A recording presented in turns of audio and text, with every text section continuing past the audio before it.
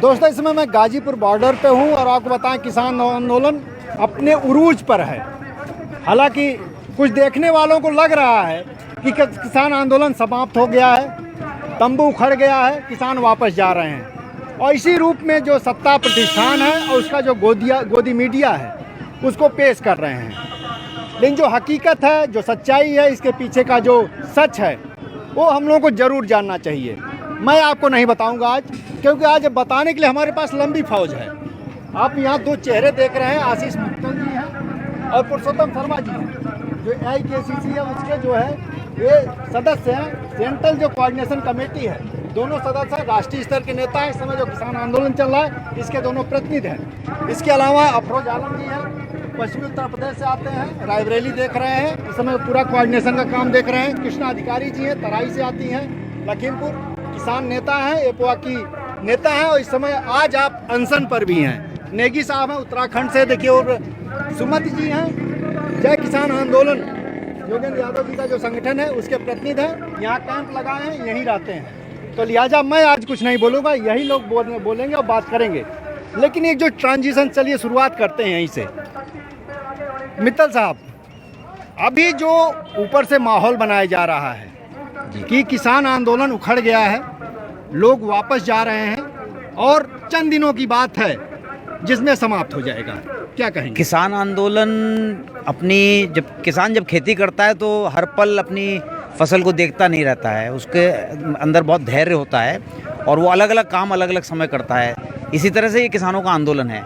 एक समय था कि जब गाज़ीपुर और दिल्ली के अन्य सीमाओं पर आने का आह्वान था और एक समय आज है जहां वो गांव-गांव के अंदर बड़ी बड़ी पंचायतें और महासभाएं कर रहा है। तो निश्चित तौर पर कुछ यहां पर भीड़ कम दिखती है 26 से पहले की अपेक्षा में, लेकिन ये तैयारी चल रही है पूरे पश्चिम उत्तर प्रदेश, हरियाणा, राजस्थान और अब देश के अन्य क्षेत्रों में भी ये फैल गया है। तेलंगाना के अंदर, उड़ीसा के अंदर, महाराष्ट्र के अंदर, जगह बिहार के अंदर, बंगाल के अंदर बड़ी बड़ी सभाएं हो रही हैं और ये तैयारी चल रही है कि अगला जब कार्यक्रम होगा, बड़ा योजना होगा दिल्ली आने की, तो दिल्ली आया जाएगा। नहीं, तो आप कहना चाहते हैं कि अभी जो यहाँ चल रहा था आंदोलन, कैंप लगे हुए थे, तो उसमें कुछ लोग जो है भले चले गए हों, लेकिन ये पंचायतें चूँकि हो रही हैं और जगह जगह जो सभाएं हो रही हैं, लिहाजा अब जोर उस पर है और उसी के चलते चीज़ें जो है बदली हुई दिख रही हैं।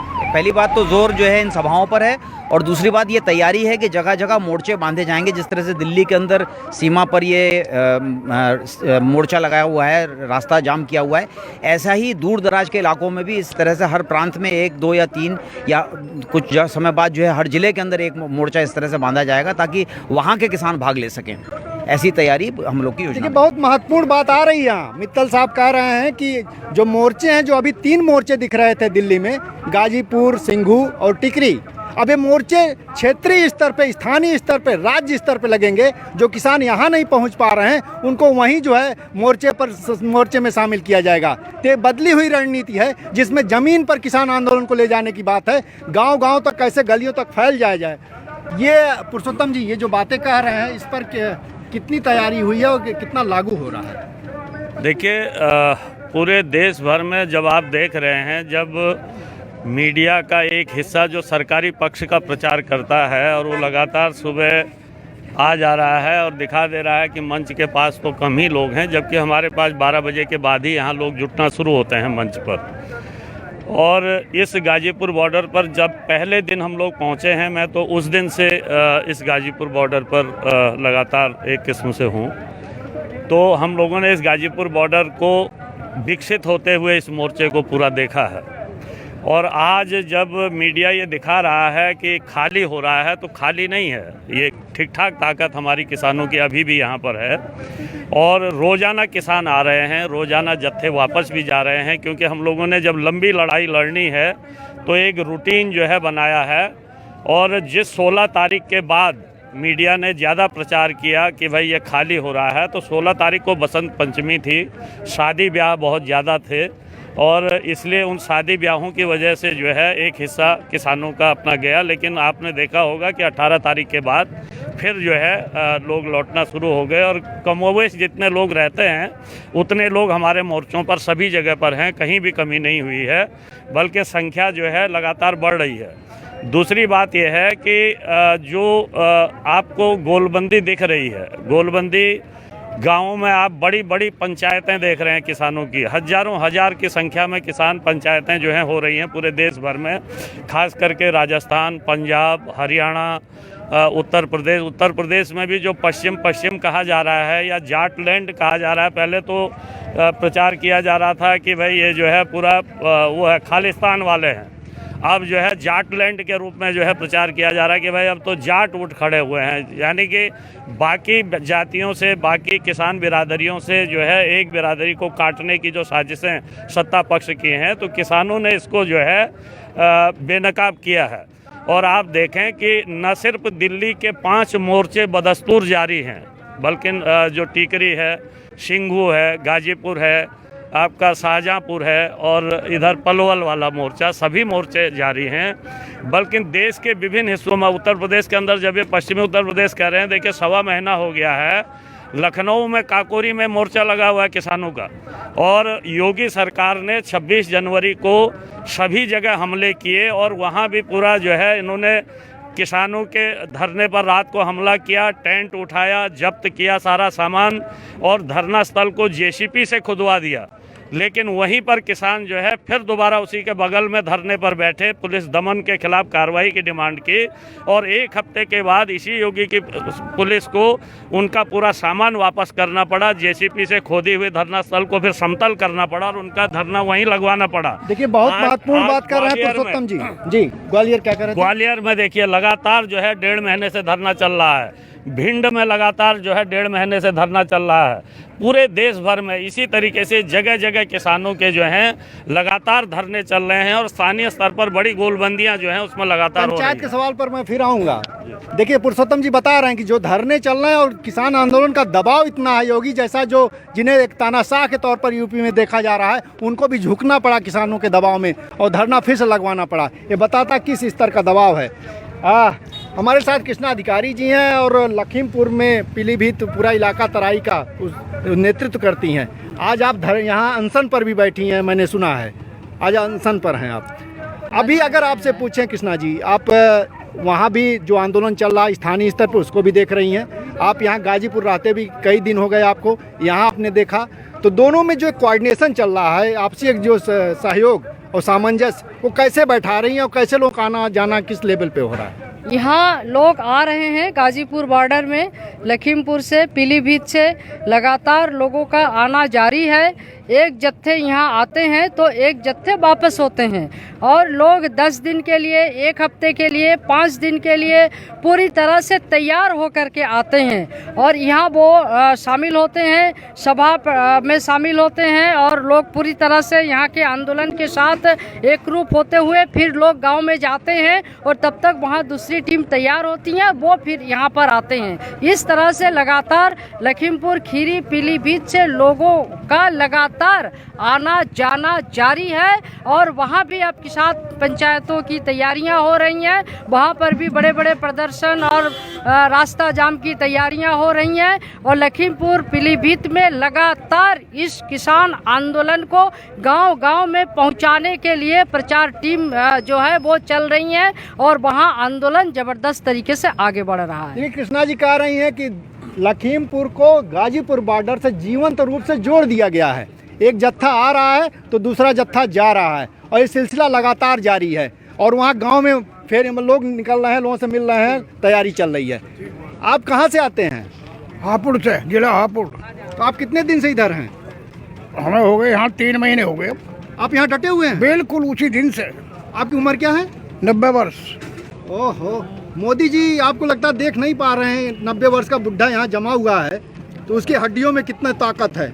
हम पे गलती हो गई, हम पे गलती हो गई, मोदी के चक्कर में आ गए और दही समझ के कपास खा गए। हाँ, अगर हम उसके चक्कर में ना आते तो आज हमें ये दुख भोगने नहीं पड़ते।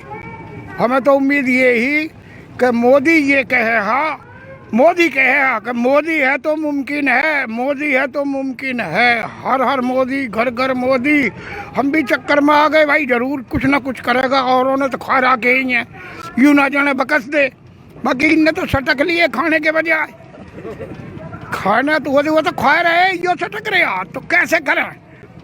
और एक बात बहुत बड़े जुल्म की है, एक वक्ता अभी कह रहा, मेरी समझ में आई कि देश बुद्धिजीवियों से कम नहीं है। मोदी जी अपने मन की बात कहते हैं केवल। मन को तो ऋषि मुनियों ने बेईमान बताया है।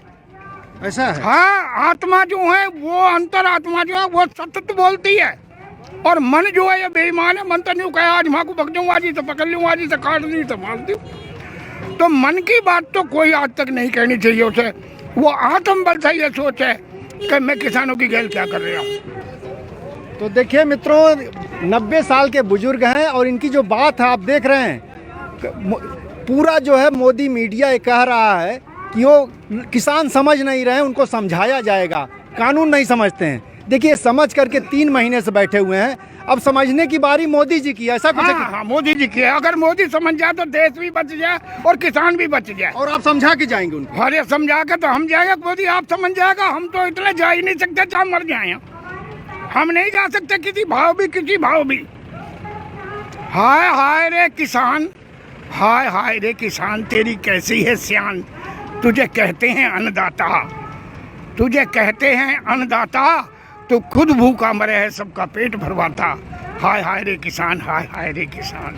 क्या बात है। देखिए इस जज्बे को देखिए। जज्बे को देख, जो मैं कह रहा हूँ यूँ सुना दीजिए मोदी को। ये बिल्कुल बहुत अच्छे। नहीं सब जी। बिना क्रांति किए कभी भी नहीं शांति आवेगी। जिस दिन हो क्रांति उस दिन आप शांति आवेगी। बिना रखाए बाढ़ खेत को अपने आप खा जाती है। जिस दिन हो रखाई खेत की बाढ़ आप रुक जाती है। पैदा कर माँ बच्चे को जो नानी दूध पिलाती है, कोई मत मारो ममता उसकी अपने आप मर जाती है। और जो सरकार प्यार ना अपना जनता को दिखलाती है, भाई कोई मत मारो ससुरी को, वो स्वतः ही मर जाती है। स्वतः ही मर जाती है। स्वतः ही मर जाती है। क्या बात है। देखिए सारी बातें कह दी इन बुजुर्ग ने। अपना नाम बता दी। मेरा नाम है श्याम सिंह। श्याम सिंह। हाँ, 90 वर्ष उम्र है और उसी दिन से यहाँ हूँ, और उस दिन जाऊँगा या तो मर कर जाऊँगा या कर जाऊँगा। इंकलाब जिंदाबाद। तो नेगी साहब अब आपसे बात करते हैं। चल भाई। अच्छा, उत्तराखंड से आप आए हैं और उत्तराखंड सीधा जुड़ा हुआ है गाजीपुर से, तो क्या वो अभी आवक उसी तरह से बनी हुई है, लोग आ रहे हैं? जी, वहाँ से लगातार आना जाना लगातार चल रहा है। अभी भी उत्तराखंड से काफ़ी जो तराई क्षेत्र है वहाँ से काफ़ी किसान यहाँ हैं और लगातार आ रहे हैं, क्योंकि जो ये आंदोलन है जो सेकेंड दौर में चल रहा है, हमारे साथी लोग भी बता रहे हैं, क्योंकि पहले तो यहाँ अड़ने का था, अब ये पूरा गांव-गांव ले जाने का आंदोलन हो चुका है, क्योंकि ये दूसरी आज़ादी का आंदोलन हो गया है।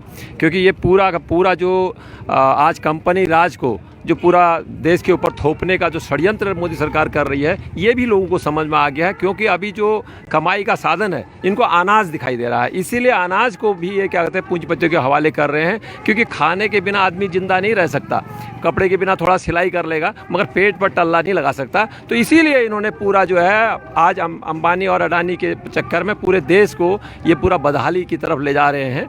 यही इनका काम है, इसको समझ गई है जनता। इसके लिए वहाँ भी हमारा गाँव-गाँव मीटिंगें चल रही हैं, और इसलिए वहाँ जो तराई वाला क्षेत्र है, अब ये हमारा कार्यक्रम है कि उत्तराखंड के जो पहाड़ी हिस्से हैं उस तरफ भी मतलब ये आंदोलन चले, और ताकि लोग यहाँ पूरा भागीदारी करें। और ये आंदोलन जो है पूरा जो इनका कारपोरेटीकरण पूरा कर रहे हैं और जो पूरे देश को भूख के कगार में डाल रहे हैं, तो इसलिए अन्न की या रोटी की सुरक्षा का भी ये आंदोलन है। देखिए जी नेगी साहब कह रहे हैं, देखिए ज़मीनी स्तर पे आंदोलन चल रहा है और वहाँ इसको कैसे जोड़ दिया जाए गाजीपुर से, उसकी पूरी तैयारी चल रही है, और लिहाजा कहीं उखड़ने और बिखरने जैसी बात नहीं है।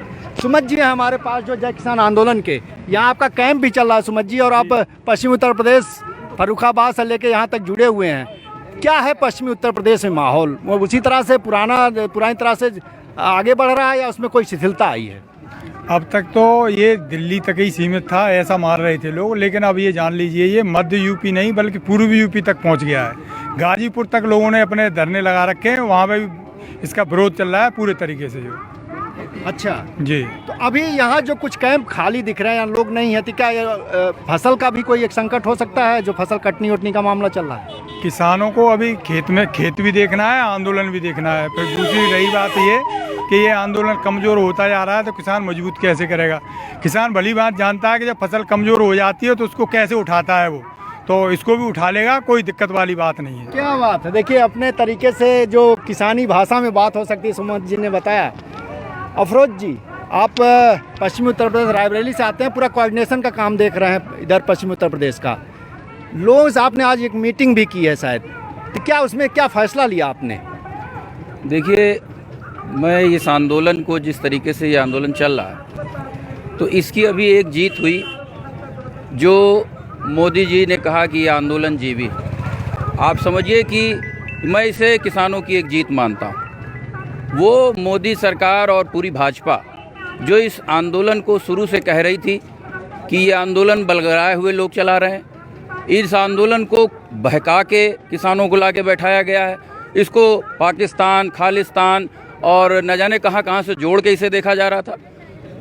पहली बार मोदी सरकार को और ख़ुद मोदी को अपने मुंह से ये मानना पड़ा कि ये बहका के बलगला के लोगों को नहीं लाया गया, ये आंदोलन है और आंदोलन चलाने वालों को उन्होंने कहा आंदोलन जीवी।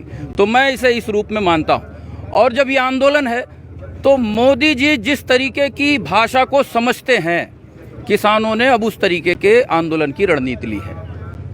और वो ये कि वो चूँकि मार्केट पॉलिटिक्स के मोदी जी जो है बहुत यकीन करते हैं, और जो बाजार की राजनीति जिसमें ब्रांड करना, अपने उन काले कानूनों को भी अपने पक्षधर मीडिया के जरिए एक ब्रांडिंग कर रहे हैं। अपने जो उनके नेता, अब तो खैर उनके नेता किसानों के बीच जाने की हिम्मत भी नहीं कर रहे हैं, उसके जरिए वो उसको अच्छा बताने का जो वो कर रहे हैं। तो किसानों ने उनकी बाजार ब्रांडिंग की राजनीति के बरखिलाफ एक जन जागरण अभियान पूरे देश में लिया है।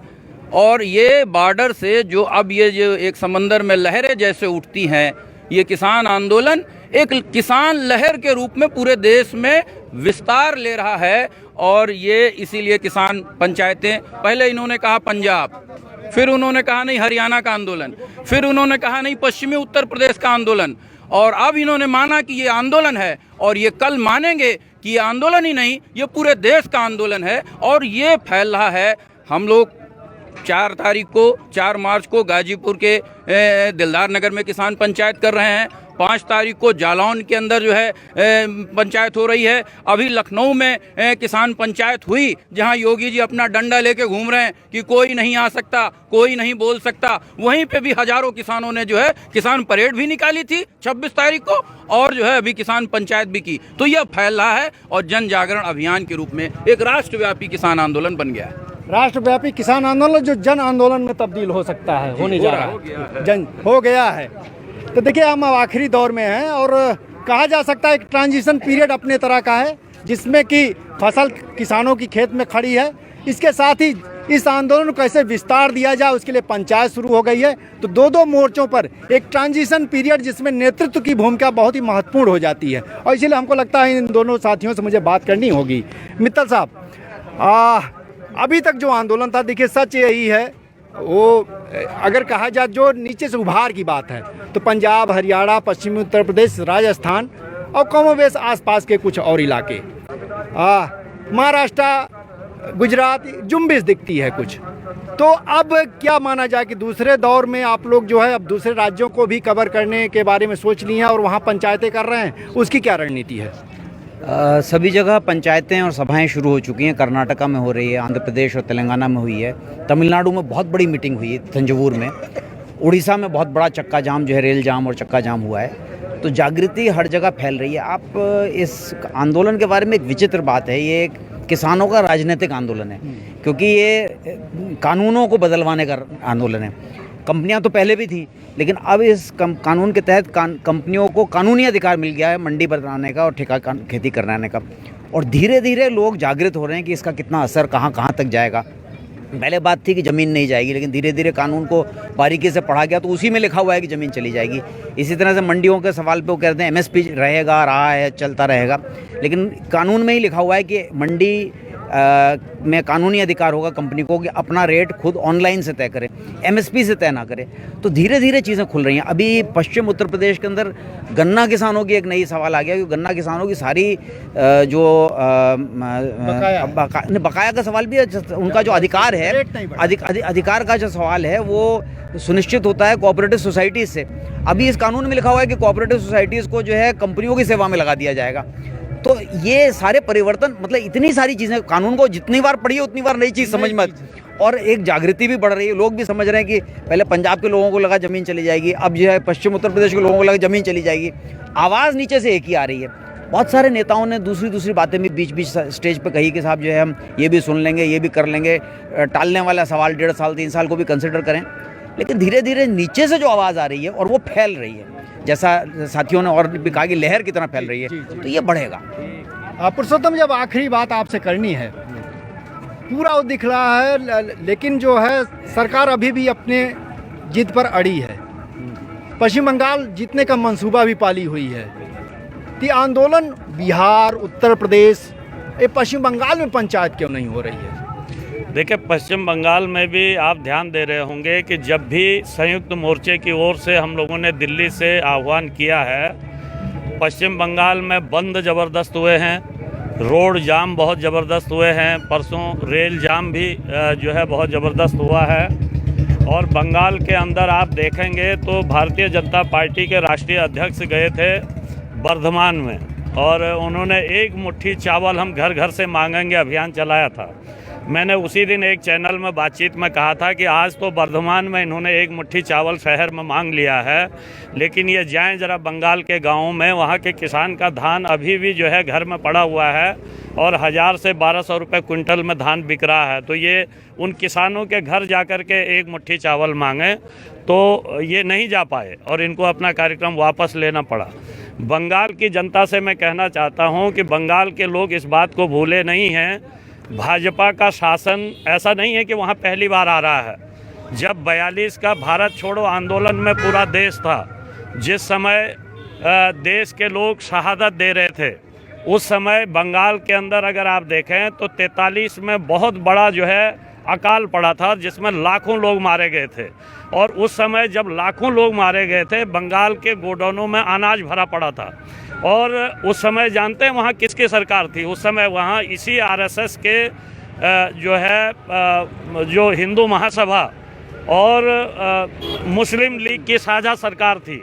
और श्यामा प्रसाद मुखर्जी जो इनके आदर्श हैं, जिनको अभी फ़ोटो घुमा करके ये बंगाल के अंदर वोट मांग रहे हैं, वही श्यामा प्रसाद मुखर्जी के हाथ में उस समय वहाँ पर कृषि और रसद का मंत्रालय था। अनाज गोदामों में भरा पड़ा था और लाखों लोग बंगाल के भूख से मर गए थे। लाल झंडे की ताकतें थी जिन्होंने उन भूखे लोगों को संगठित किया, उन गोदामों को तोड़ा और उस अनाज को भूखे लोगों में बंटवाया। तो बंगाल के लोग इस बात को नहीं भूले हैं और इसलिए इस चुनाव में मैं कहना चाहता हूं कि फिर जब चुनाव में दोबारा जब बंगाल में सत्ता में आने का सपना भारतीय जनता पार्टी देख रही है, तो उससे पहले उसने अडानी के गोडाउन पूरे देश में बनवा दिए हैं, जिन गोडाउनों में 12 लाख मीट्रिक टन खाद्यान्न जो है स्टोर हो सकता है। और जब कॉरपोरेट के हाथ में खाद्यान्न चला जाएगा तो वो मुनाफे पर जो है उसका व्यापार करेगा, और मुनाफे का मतलब है कि आपकी भूख का व्यापार होगा। ये बात साफ हो गई है और हम इसी बात को लेकर के जा रहे हैं कि मुनाफे के लिए वो अगर उसको अन्न बेचने में मुनाफा होगा, आपकी थाली में भोजन देने में मुनाफा होगा तो वो भोजन देगा। अगर उसको उससे ज़्यादा मुनाफा अगर इथेनॉल बनाने में और शराब बनाने में होगा, वो सारे अनाज का इथेनॉल और शराब बनाएगा और देश के लोगों को फिर भूखे मारेंगे। इसलिए हम ये कहना चाहते हैं कि बंगाल की जनता भी इस बात को समझ ले और देश की जनता भी इस बात को समझे। और हम लोग इस बार पूरे देश के अंदर देखिए, किसानों के अंदर जो जागृति आई है।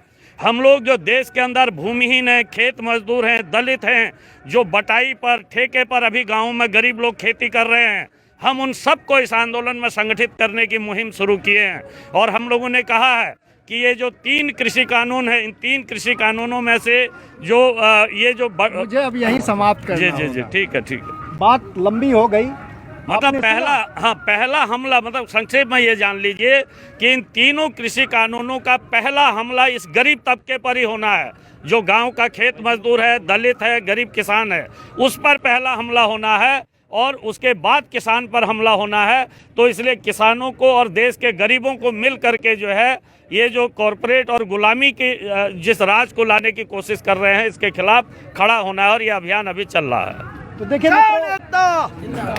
मित्रों, आपने जितनी बातें सुनी, बहुत ही गंभीर बातें हैं और सब अपने अपने क्षेत्र में अलग अलग तरह की बातें की हैं। कई पक्षों से हम लोगों ने कोशिश की आपके सामने किसान आंदोलन की तस्वीर ले आया जाए, लेकिन एक बात कही जाती है, बहुत सब कुछ पा लिया, लेकिन भ्रम मत पालिए। और सरकार ने लगता है कुछ भ्रम पाल लिया है। ये किसान आंदोलन बिखरा नहीं है, उखड़ा नहीं है, वापस नहीं जाएंगे। ये किसान आंदोलन गाजीपुर, सिंघू और टिकरी से जो देश की जो ज़मीन है, जो गांव है, जो उसकी गलियां, उनसे जुड़ गया है। जितनी बातें थी आपने देखा, सबने कहा। और ये किसान आंदोलन अब किसान लहर में तब्दील हो गया है, जो जन आंदोलन का शेप ले लेगा, जिसको पुरुषोत्तम जी कह रहे थे। अब किसान ही नहीं, देश के सारे तबके इससे जुड़ जाएंगे। लिहाजा खतरा बड़ा है, लेकिन सरकार अभी भी सुनने के लिए शायद लगता तैयार नहीं है। आज बस यही इतना ही। गाजीपुर बॉर्डर से जनचौक के लिए मैं महेंद्र मिश्र।